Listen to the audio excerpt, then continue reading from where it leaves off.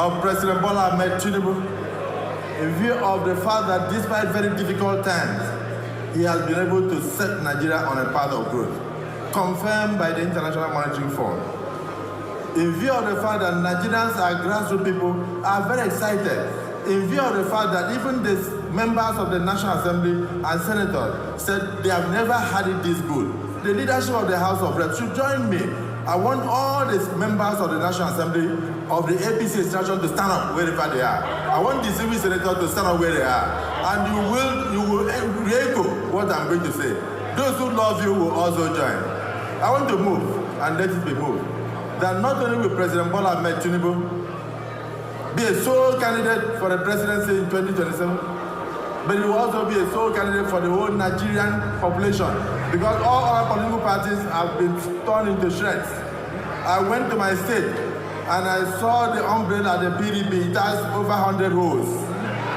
And so very soon you will hear. Guys, Akpabio is and Balablo, they are currently under fire. Because Akpabio came out and said, not only APC, he said all political parties in Nigeria have, is it endorsed? Yeah, endorsed also as the sole person to endorse Pablo Escobar, T-Pain, Tulubu. He said they've endorsed him, you understand, as the sole person only, all political parties that will contest, that will come back in 2027 to rule. Do you understand? He said because he has performed extremely well. Before we proceed, guys, I want to ask you watching this video, please just drop it, but you have to watch this video to the end. Has Pablo Escobar indeed performed well?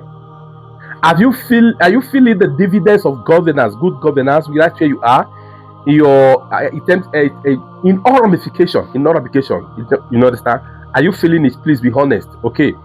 Number one. Number two, Pablo Escobar himself, who condemned PDP the other day that they were trying driving towards one party state, he has come out now to say there's nothing wrong with a one-party state.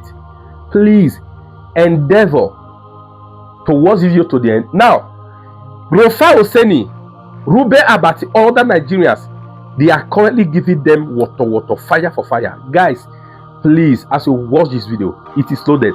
The first you gotta do, please share the video.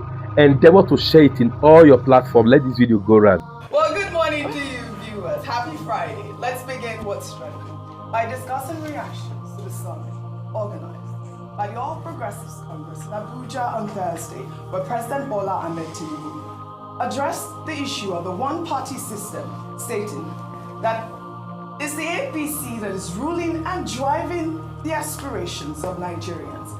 Tinubu also described politicians defecting from opposition parties to the APC as bailing out of a sinking ship, adding that Nigeria's democracy allows for freedom of movement and association. Well, let's take a look before we take some reactions. Before I skip, I just need to tell those ones saying one-party system is no good.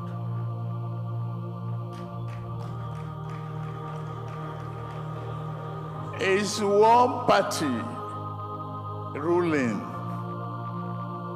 and driving the aspiration of Nigerians.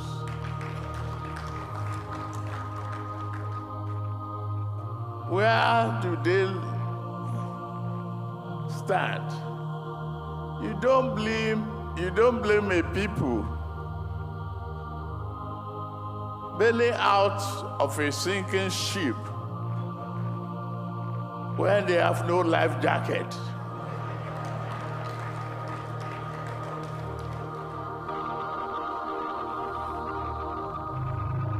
I'm glad of what we have, and I'm expecting more to come.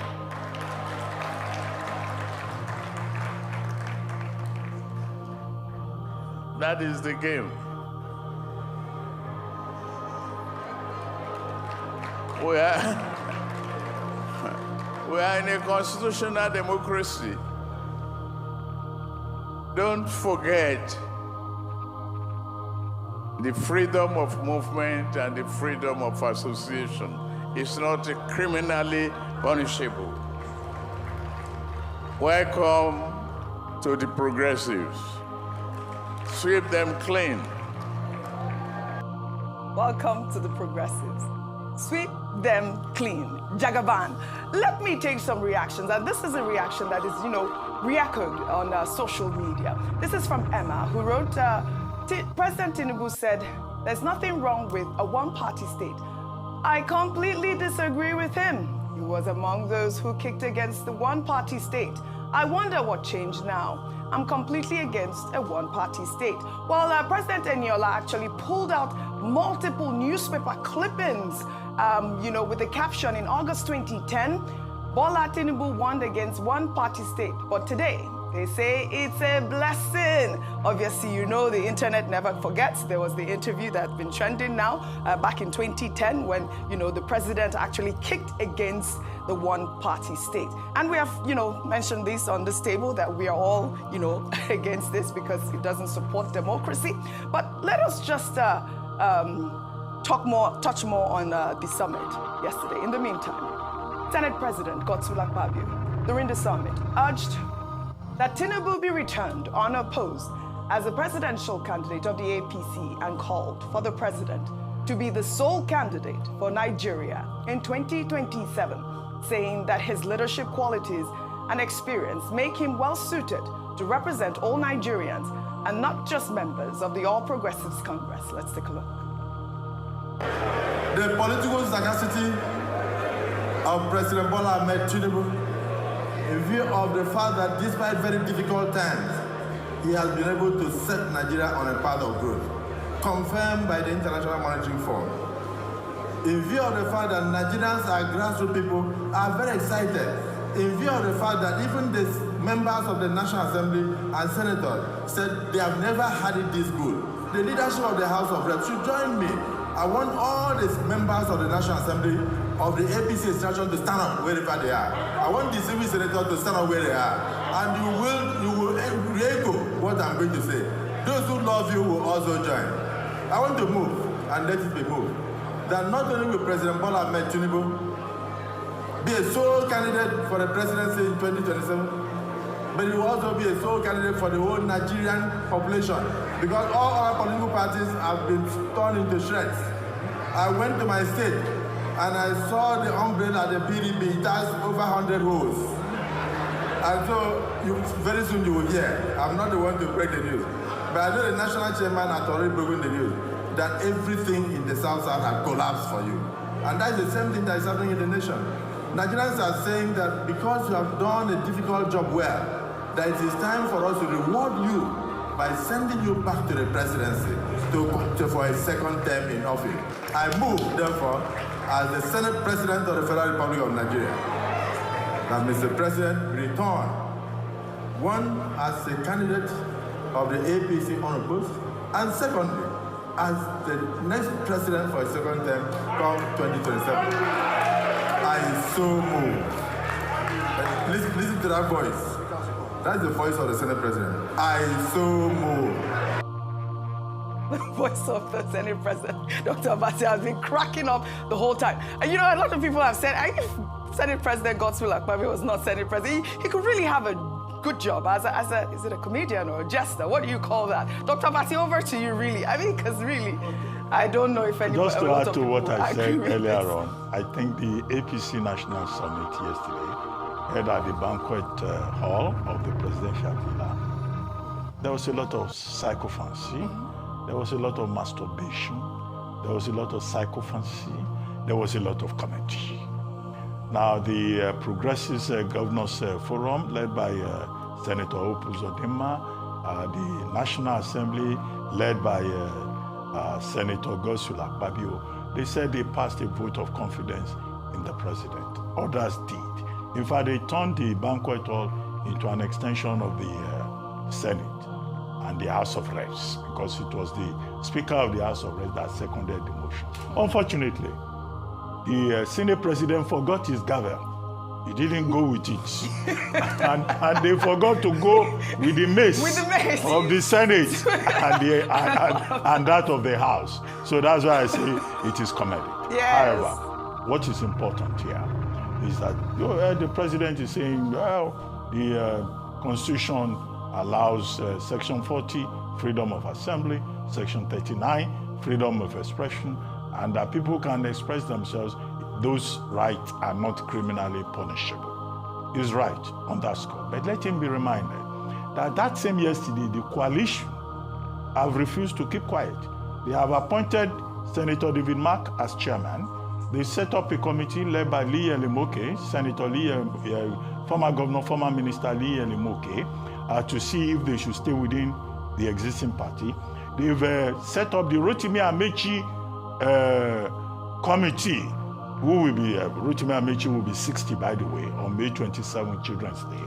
And that committee has recommended the formation of a new political party called All Democratic Alliance, which motto will be, trust for all Nigerians.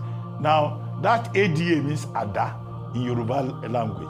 So the opposition too, they are wielding cutlass. They are. Ada means cutlass. So 2027 will be, the build up to it will be very interesting. Right. However, my fear is that as the politicians begin to jostle so early in the day, where would governance be? This is the point. President Tinubu says he will take us to promised land. Yes. I hope the politicians will not be distracted. Those wielding cutlasses and those wielding vote of confidence, and that there will be enough time to spare for the ordinary Nigerian who expects performance, service delivery, and progress and growth. Absolutely, you've said it right. We should really focus on governance at this point. I cannot believe that we are speaking about Tinubu as a sole candidate of Nigeria at the point. Endorsed Akpabio, before I come to you, Rufai, meanwhile, popular Kano-based musician Rara performed his hit song, Omo Rara Ra Omo Logo, which means child of glory for the president during the summit. Let's take a look. Thank you very much.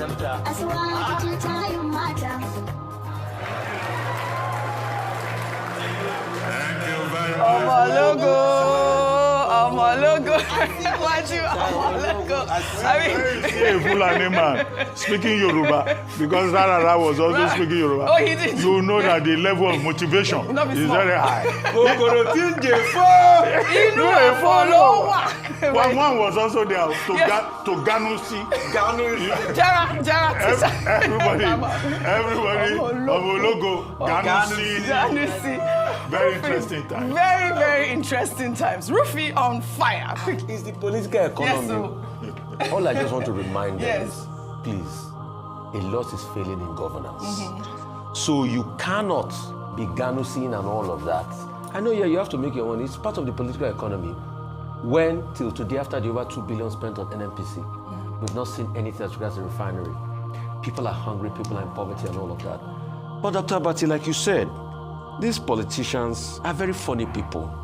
You know, a lot of bootlicking, comedic interplay and all of that.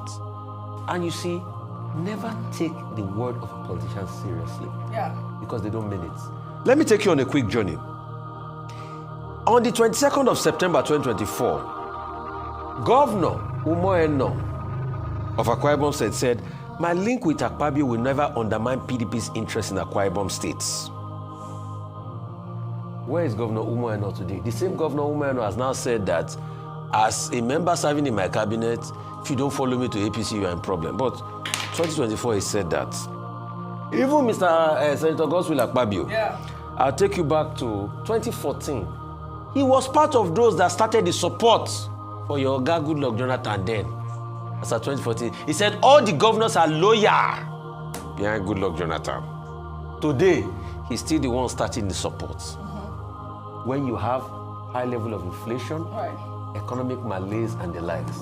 So they will do what they want to do. But Nigerian people, remember, the vote is in your hand. Do not sell it. The Senate can quickly stamp authority on this. When they forget that there are electoral reforms they should work on, that is what will make our elections credible. And this one that INEC now say they are going to have an AI department leading up to the election. Hope the AI will avoid technical glitches in the next election. All right. Well said, Rufai. Well said. Mumbai, let's take another story now in another development. The federal government has filed a criminal defamation charge against suspended senator representing Kogi Central, Natasha Akpabio, over claims she made during a televised interview on April 3rd. During the interview, the senator alleged that Senate President Endorsed Akpabio and former Kogi State Governor Yahaya Bello were involved in a plot to assassinate her. The government accused the senator of making imputation, knowing or having reasons to believe that such imputation will harm the reputation of a person. The offense is cited under Section 391 of the Penal Code, Cap 89, Laws of the Federation 1990, and is punishable under Section 392 of the same law. Endorsed Akpabio and Yahaya Bello are listed as complainants and are expected to testify alongside other witnesses. Akpabio was suspended from the Senate in March for alleged misconduct, maintains that the charges are politically motivated and part of efforts to silence her. I mean, we saw the story yesterday. Our favorite Niger wife, your thoughts on it? Well, I mean, there's not much to be said because the issue is obviously sub judice at the moment. But these particular charges, to call these particular charges politically motivated, I think is a little bit a miss of the truth, because things were said, allegations were made, and she said she has evidence to prove those very weighty allegations she made. It was inevitable that, you know, if you make such heavy allegations towards anybody at all, and they feel that it is unfair, that they will seek some sort of redress. So this particular case was inevitable. I don't think this is the part that's politically motivated. There are so many moving pieces.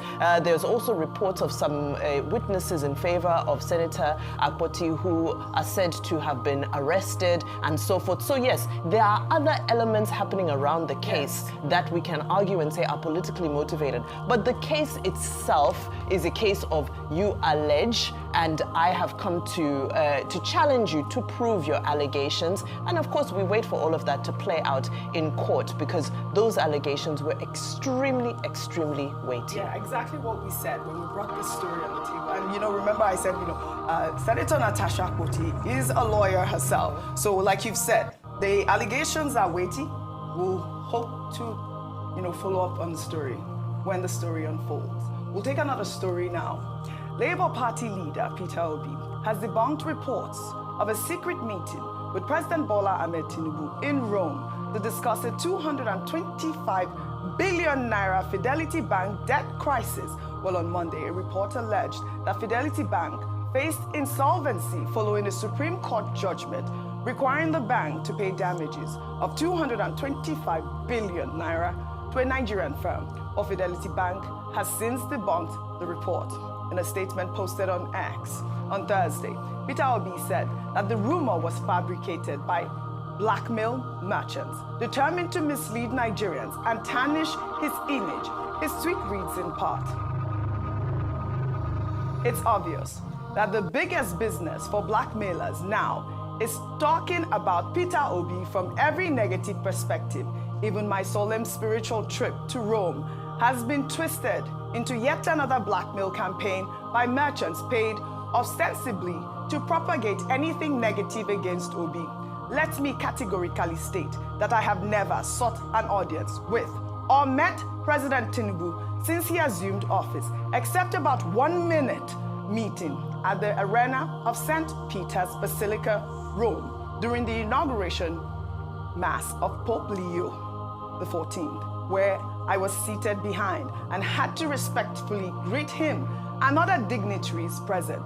The self-proclaimed blackmailer-in-chief and others who thrive on spreading pain and falsehoods have also claimed that I own Fidelity Bank. For the record, I do not. Throughout my career, I have served as chairman, director of 3 banks, financial institutions, of which Fidelity is one of them. Fidelity has over 500,000 shareholders, none of whom hold a majority stake. What this blackmailer seeks is to harm these hard-working Nigerians and cause them needless distress. to those peddling these falsehoods and engaging in blackmail, I offer a simple prayer. May God grant you the virtues of gratitude and understanding to know that we came here with nothing and will go with nothing, that they cannot profit from their evil ways. New Nigeria is possible. I mean, we did see the story trending. I mean, it was one of the biggest stories during the inauguration of, Pope Leo XIV. I mean, that picture was actually the picture of, it is the picture of the week, the meeting between the president and Peter Obi, and of course, Fayemi. But I'd like to also take Bianca Ojukwu's tweet.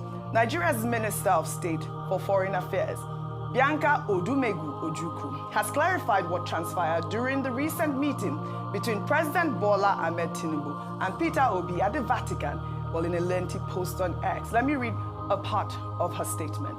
She wrote, "The inside story, how it all went down in Rome as we entered. I cited former governors Peter Obi and Kayode Fayemi already seated, and I went to greet him after the president was seated. Being patriotic citizens, they both decided to come up with me to pay their respects to Mr. President. The president very warmly and graciously received them both in a relaxed and humorous mood, after which they both returned to their seats. I was therefore taken aback by all the buzz and flack that something as simple as a polite greeting to one's elder, not to mention president, is an intricate part of our African culture generated across social media space with all manner of innuendos and interpretations. Let's just agree that many people just had the casual urge to create a giant mountain out of a mini molehill. So let's let this one chill." I actually liked her tweet, Rufai, because, we did see this story, and it is good that Bianca has come to say she was the one that actually took them to the president to greet the president. We've seen different sorts of stories, and even the story of the president's son being ushered away, during that meeting as well. So many stories on social media. Really unnecessary. What happened? I'm not saying there's no court, whatever, with Fidelity Bank, but Fidelity Bank is more than capable. A bank capitalized of over 1 trillion is more than capable to sort out all the encumbrances, and they are doing it. It was a hit job. In days to come, how some people try to blackmail the bank to the extent that they are using means to be able to fleece the bank, things will be revealed. And please, we cannot use sentiments to bring down our banking system. Nigeria can't afford a banking crisis. And that's why when that story broke, we spoke about it. The point is, Fidelity Bank is strong. I'm saying that because I'm a patriot. And Nigeria comes first. You don't want to run in the bank. People will blackmail. Peter Obi is in the political eye. People will say all sorts. He has come out to clarify now that nothing of such happened. They will look for stories and make it juicy and link it one way or the other. It is their word. But you will know that there was a target against Fidelity Bank, a bank that has done so well in recent times, and give it to Madam Oyanlipe. And it has to be said, we need to support banks like that are doing well, as we support every bank in this country. And that's why when that VDM thing happened, you were the one that played the side of a GT Bank to debunk that story with the CCTV that they released. Absolutely. So let's call a spade a spade. It is political season. Those that had tried to hit the bank with all these false stories, definitely in the coming days, they will be revealed. Absolutely. I can tell you that for fact. All right. Well, let's take another story now. Dr. Vati, I'd like for your comment on this story.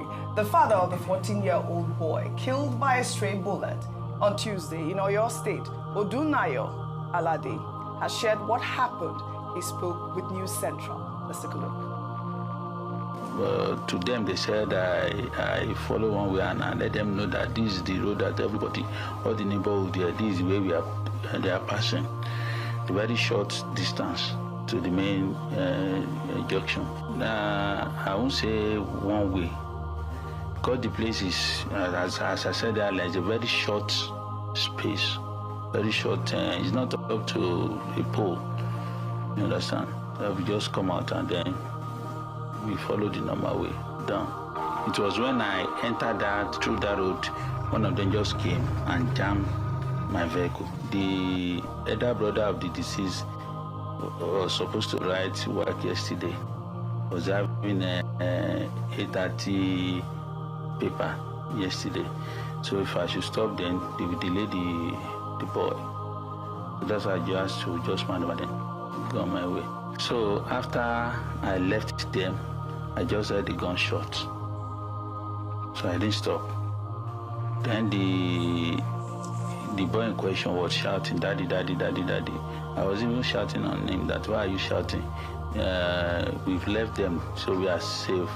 Then his twin brother now told me that he has been shot. My heart goes out to this family and this man. No parents should witness the death of their child. I mean, when I followed the story, I mean, no child should be buried by their parents, like you said. It's also an African adage as well. But you know, it was really sad to watch this father narrate the story. He said that, he was, taking a shortcut. It wasn't a one-way. And also said that he didn't know he was being stopped, which I don't really understand because we see the video there and he was trying to maneuver his way out of there. And, I really feel sad for this incident. The police, the officers there should be blamed for the way that they behaved, but also it behooves on the parents. For me, if I am driving with my children in the car, I always take extra caution, really, because I feel so sad for this young boy's life that has been wasted at this point, died of a stray bullet. Really sad situation. Dr. Abati. Well, trying to wait for your next story. Yes. Let me quickly comment on this. Yeah. Very tragic. No child, no citizen deserves to die, whether it's Odmayo in Ibadan or anybody else in any part of Nigeria deserves to die because our policemen are trigger happy. Yes. Now, the police, they always talk about what they call standard operating procedure. Yes. Even where a person is disobeying the law, the vehicle that is being driven has a plate number. The person can still be traced. Yeah. In some of these states, they claim that they have cameras everywhere. Maybe those cameras don't work everywhere. That person who is disobeying officers in uniform can still be apprehended. That's how they do it in civilized societies. Then you just carry gun and you just shoot at a moving vehicle. You say you want to demobilize the tire. Given the level of training and skills level of these policemen, they are not trained marksmen. They are not trained, what do they call those people? Snipers. No, they are not. As it were. So he says he wants to shoot a tire. Yeah. He shot inside the vehicle. So this is the thing about police discipline and standard operating procedure. The Inspector General of Police, IGP Egbetokun, has already ordered an investigation. CP Oyo State, Adenola, has to explain exactly what happened. Yeah, exactly. The officer who shot and, snuffed life out of a promising young man who was going to write a WASC exam. Yes. A young man who still has a whole future ahead of him. Gone. Whatever may have been the provocation, yes. This is unacceptable. Yes. And the investigation must be made public. The outcome must be made public. The final point, however, is that people should also respect the police officer. The rule of law. The rule of law. Many absolutely. Nigerians are also very difficult. Yes. They will say they are above the law. Yeah. Nobody should be above the law. Finally, the point I made when we first discussed this story. NSAS protesters asked for psychiatric evaluation of Nigerian policemen. Yeah. We want to know how far they have gone with this mental health assessment of our policemen. Because if you check now, that policeman who shot the young man, who probably has his own children. So has he been arrested? The police well, they say officer, they are still investigating. They should arrest him. No, he should have been arrested. And all these people carrying guns all over the place. Yes. They should go for mental health assessment. Absolutely. But also, we have to make the point here. Whenever you're stopped by a VIO, he's been arrested. Yes. Whenever you're stopped by a VIO or a police officer, you have to respect the law. Please respect the law. Really, that is the takeaway from this story. May that young boy, may his soul rest in perfect peace.